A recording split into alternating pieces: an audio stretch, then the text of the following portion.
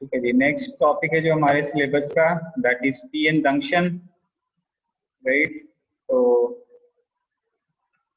इस PN junction diode के बारे में, पीएन जंक्शन सेमीकंडक्टर फिजिक्स में आपने पढ़ रखे हैं, राइट। तो मैं पहले भी आप लोग को बॉदर किया था कि आप लोग रिवाइज कीजिए कुछ बेसिक जो कॉन्सेप्ट आप प्रीवियस पढ़ चुके हैं, राइट। तो यहाँ पर मैं अभी इसको कंप्लीट जो यहाँ पर टॉपिक है ये नहीं बॉदर करने जा रहा हूँ, बेसिक कॉन्सेप्ट को अभी बॉदर करूँगा। तो हम स्टार्ट करते हैं मटेरियल से, है ना, जिसको हम कहते हैं ना कि matter, what is basically matter. ये आपको एक बार हम यहाँ पर बॉदर कर दूं, राइट। तो आप सभी को मालूम है, आई होप, कि what is matter. Matter is everything, even we can say that everything is matter. So anything which occupy a space and volume in our surroundings, in this universe, is called matter, right. तो matter के कितने types होते हैं ये भी हम लोगों ने डिस्कस कर लिए। ये हम लोग को 6 के आप लोग को डेफिनेशंस बॉदर कर रहा हूँ 6th क्लास में जो आप लोग पढ़ रखे हैं, राइट। तो ये सब चीजें बदलेंगी नहीं, एज इट इज ही रहना है, राइट। तो ये जस्ट बेसिक कॉन्सेप्ट है कि जो भी हमारे आसपास जो चीज दिख रही है दैट इज कॉल्ड मैटर। और आप डुअल नेचर ऑफ मैटर जब पढ़े थे तो वहां पर एक और कॉन्सेप्ट पढ़े थे, मैटर एंड रेडिएशंस, राइट। तो एनर्जी मैटर में, मैटर एनर्जी में कन्वर्ट होता है, ये भी कॉन्सेप्ट हम लोगों ने पढ़ रखे हैं, राइट।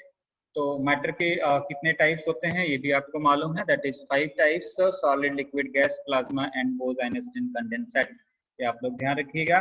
तो यहाँ पर हम सॉलिड की बात करते हैं, सॉलिड सब्सटेंसेस क्या होते हैं, बाकी पे हम बॉदर नहीं करेंगे। सॉलिड सब्सटेंसेस, सॉलिड्स को किस तरह से आप डिफाइन कर सकते हैं, any substances in which atoms, molecules, ions are arranged in systematic manner, that means कि closely packed होते हैं, है ना। इंटरस्टिशियल स्पेस जो होती है उनकी बहुत ही कम होती है, राइट।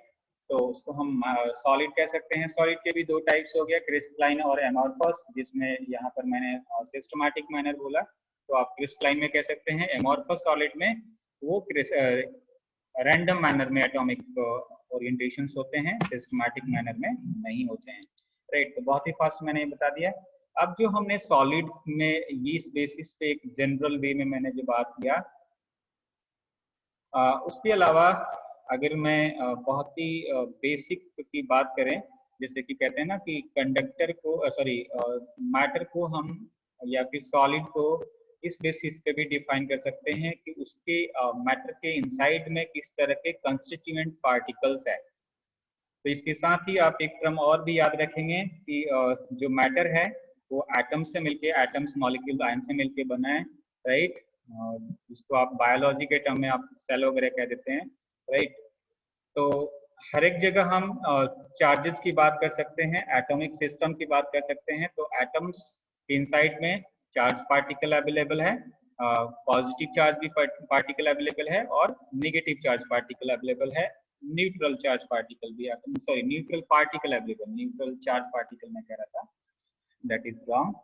तो उस तरह से अगर हम बात करें तो सॉलिड के, तो वहां पर हमने प्रीवियस क्लासेस में भी हम आपको बॉदर कर चुके हैं कि हम कह सकते हैं सॉलिड को 3 तरह से, एक तो कंडक्टर, इंसुलेटर, और एक कंडक्टर हो गया, एक इंसुलेटर हो गया, और third one is semiconductor.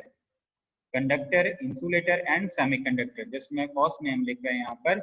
Even मैंने 2 नाम और भी बताया था, इन फ्यूचर आप इसको स्टडी जब रिसर्च एमएससी फिजिक्स में करोगे या फिर पीएचडी वगैरह करोगे तो ये सब सारे नाम सुनोगे, सेमी मेटल्स और हाफ मेटल्स, राइट। तो ये भी ध्यान रखिएगा कि ये भी सॉलिड के इसी एडवांस्ड होते हैं, राइट। सेमीकंडक्टर के बाद हम सेमी मेटल्स की भी बात कर सकते हैं और हाफ मेटल्स की भी बात कर सकते हैं, राइट। तो ये सॉलिड के जो हम यहाँ पर टाइप्स बताए उसी को, तो कंडक्टर हम इंसुलेटर और सेमीकंडक्टर कितने थ्योरी के बेसिस पे भी डिफाइन, कई सारे थ्योरी के बेसिस पे हम इसको डिफाइन कर सकते हैं, राइट। तो इन जनरल अगर हम करंट के बेसिस पे डिफाइन करें तो आपको ये डेफिनेशन मालूम है, मैं वो बॉदर नहीं करने जा रहा हूँ। एक बेसिक जो इलेक्ट्रॉनिक बैंड थ्योरी के बेसिस पे, जो कि मैं पहले बॉदर कर चुका हूँ, फिर भी यहाँ पर आपको बताऊंगा कि सॉलिड के इनसाइड में आपको मालूम है कि 3 तरह के बैंड्स होते हैं, एक तो कंडक्शन बैंड, राइट, और एक valence band,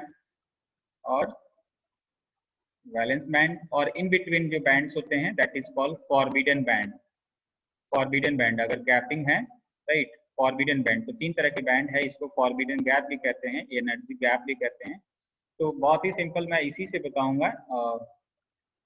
electronic band theory के बेसिस पे कंडक्टर, इंसुलेटर और सेमीकंडक्टर, क्योंकि इन फीचर इन सारे थ्योरी को यूज करना है, राइट। और करंट वाले को यहाँ पर मैं ये बता दूं कि जिस सॉलिड से, जिस सब्सटेंसेस से करंट इजीली पास हो जाए उसको कंडक्टर आप कह देते हो, जिससे इजीली पास नहीं होता है वो इंसुलेटर है। सेमीकंडक्टर में उसकी हम कंडक्टिविटी को इंक्रीज कर सकते हैं, राइट, कुछ डोपिंग करके, मतलब उसकी कंडक्टिविटी, करंट को हम और इसकी इफिशियंसी को हम इंक्रीज कर सकते हैं, राइट। तो इसके बेसिस पे, इलेक्ट्रॉनिक बैंड थ्योरी के बेसिस पे मैं सेमीकंडक्टर, कंडक्टर, इंसुलेटर को बताने जा रहा हूँ। तो कंडक्टर वो कह दोगे आपकी जिस सब्सटेंस में ओवरलैपिंग हो कंडक्शन और वैलेंस बैंड की, उसको हम कंडक्टर कहते हैं। दैट मीन्स कि जिसकी एनर्जी बैंड गैप जीरो हो, Eg की वैल्यू जीरो हो, that means there is no energy band gap between conduction band and valence band, that substance is known as conductor. तो मेटल्स जो होते हैं उनके बीच में एनर्जी गैप जीरो होती है, राइट। दैट मीन्स कंडक्शन और valence band, that means valence electrons are already occupied, already present in conduction band. That's why when we provide sufficient energy to that substances, current easily pass through that substances. Immediately we can observe the flow of current in the conductor, right. Insulator में यही चीज यहाँ पर कह सकते हैं हम कि इसमें गैपिंग जो होती है, यहाँ पर जो इनके बीच में कंडक्टर और वैलेंस बैंड के बीच, कंडक्शन और वैलेंस बैंड, एक कंडक्शन बैंड हो गया, एक वैलेंस बैंड हो गया, राइट। तो ये जो गैपिंग है ये बहुत ही लार्ज होती है, यानी कि जिस सब्सटेंसेस के बीच में कंडक्शन और वैलेंस बैंड के बीच में बहुत ज्यादा गैपिंग हो, that substance is known as insulator.